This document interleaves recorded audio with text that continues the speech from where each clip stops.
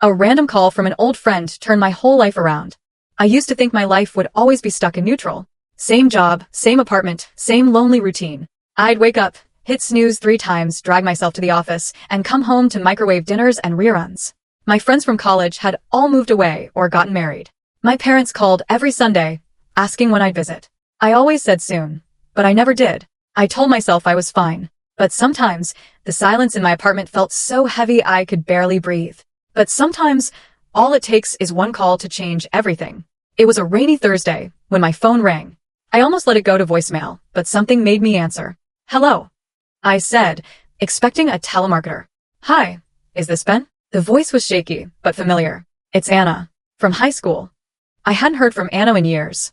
She was the girl who sat behind me in English, the one who always doodled in her notebook and laughed at my dumb jokes. We'd lost touch after graduation, life pulling us in different directions. Anna? Wow. It's been forever. Are you okay? She hesitated. Not really. I needed someone to talk to. I remembered you always listened. We met at a coffee shop downtown. She looked tired, her eyes rimmed red, but she smiled when she saw me. We talked for hours about her divorce, her new job, the way life never turns out how you expect. I told her about my own struggles, my failed relationships, my fear of never moving forward. As the weeks passed, we kept meeting. Coffee turned into dinners, then long walks in the park. I started looking forward to her texts, her laughter, the way she made the world feel lighter. She told me about her dreams, how she wanted to travel, maybe go back to school, maybe just find a place that felt like home.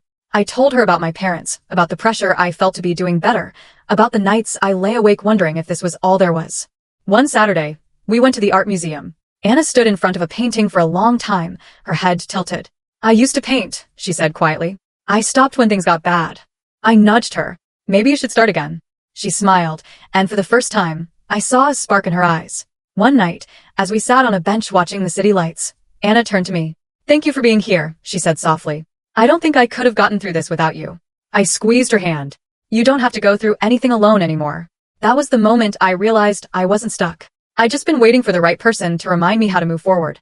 A year later, Anna and I moved in together. She started painting again, filling our apartment with color. I started calling my parents more, even visited for Thanksgiving.